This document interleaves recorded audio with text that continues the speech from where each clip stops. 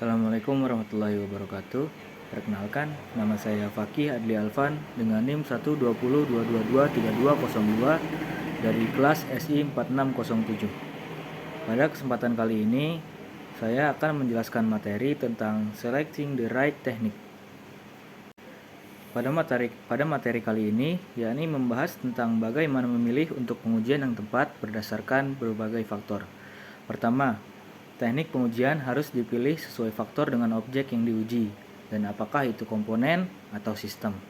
Untuk komponen, teknik pengujian cenderung lebih fokus kepada black box dan white box. Sedangkan untuk sistem, teknik pengujian seperti use case atau state transition lebih sesuai. Lalu selanjutnya, kompleksitas daripada komponen atau sistem juga mempengaruhi pemilihan teknik pengujian. Teknik yang dipilih harus mampu menangani kompleksitas kode sumber dengan efektif, terutama jika ada keputusan yang bergantung pada beberapa kondisi. Adhere to standar atau kepatuhan pada standar juga penting, terutama dalam aplikasi kritis keamanan atau keandalan. Persyaratan pelanggan atau kontraktual juga bisa mempengaruhi pemilihan teknik pengujian. Begitu juga dengan tujuan pengujian dan analisis risiko. Lalu, rencana penggunaan perangkat lunak, ketersediaan dokumentasi, alat yang tersedia, pengetahuan dan keterampilan tim pengujian, lalu jenis kesalahan yang diharapkan, model pengembangan waktu perangkat lunak yang digunakan, serta ketersediaan waktu dan uang juga merupakan faktor-faktor yang penting dalam memilih teknik pengujian yang tepat.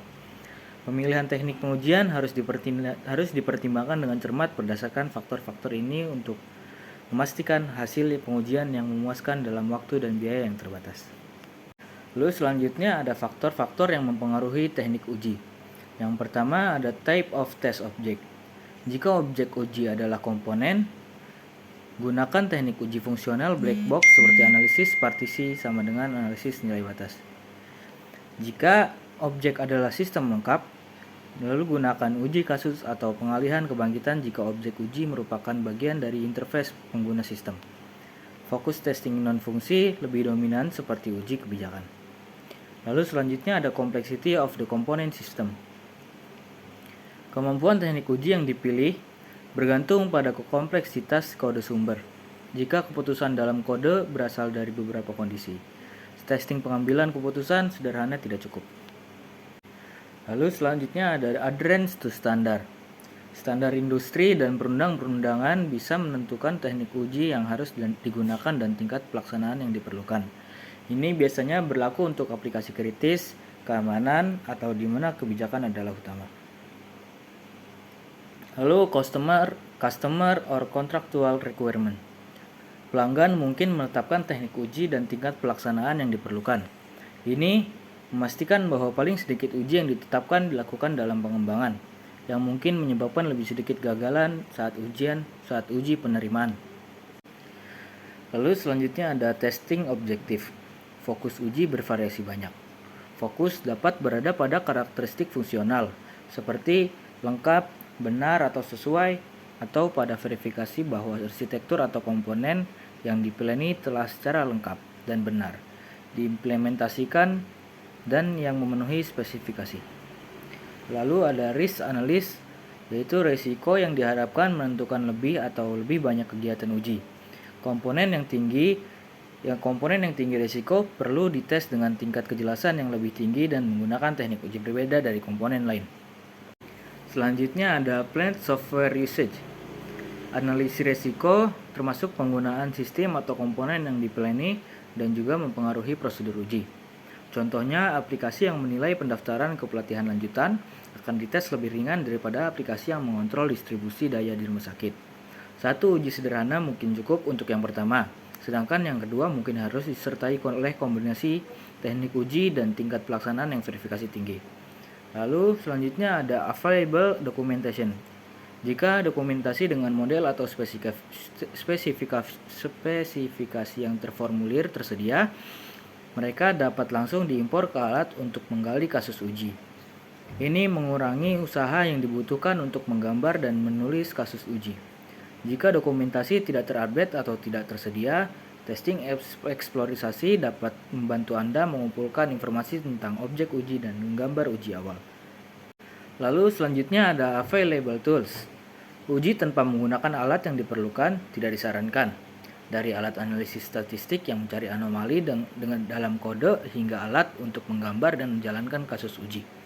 Pengujian harus memiliki berbagai alat untuk melakukan pekerjaan efektif dan efisien.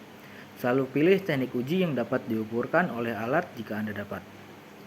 Lalu ada knowledge and skill. Jika pengujian memiliki pengalaman positif dalam deteksi kesalahan awal menggunakan teknik uji tertentu, mereka akan mungkin menggunakan teknik uji yang sama dalam menggunakan proyek berikutnya. Jika pengujian tidak memiliki wawasan untuk menggunakan teknik uji yang diperlukan, mereka harus diberikan pendidikan. Lalu selanjutnya ada types of fault. Jika Anda mengharapkan kesalahan tertentu terjadi dalam komponen atau sistem, pilihan teknik uji yang tepat lebih sederhana. Contohnya, jika Anda mengharapkan batas nilai tidak disadari, Anda perlu uji menggunakan analisis nilai batas. Lalu selanjutnya ada software development model. Model pembangunan yang digunakan mempengaruhi pilihan teknik pengujian. Model pengembangan tangkas memerlukan pengujian yang sangat otomatis, sedangkan model V memungkinkan serangkaian teknik pengujian khusus untuk setiap level individu. Lalu yang terakhir ada time and money. Waktu dan uang merupakan faktor yang dapat mempunyai pengaruh kuat terhadap teknik pengujian yang Anda pilih. Keduanya biasanya terbatas sehingga Anda perlu menerapkan teknik yang memberikan hasil memuaskan dalam waktu yang sesingkat mungkin. Ingat, teknik pengujian yang Anda gunakan untuk mendapatkan kasus pengujian tidak dapat ditentukan secara default dan memerlukan proses seleksi yang dipertimbangkan dengan cermat. Mungkin cukup sekian penjelasan dari saya. Kurang lebihnya mohon maaf. Terima kasih. Wassalamualaikum warahmatullahi wabarakatuh.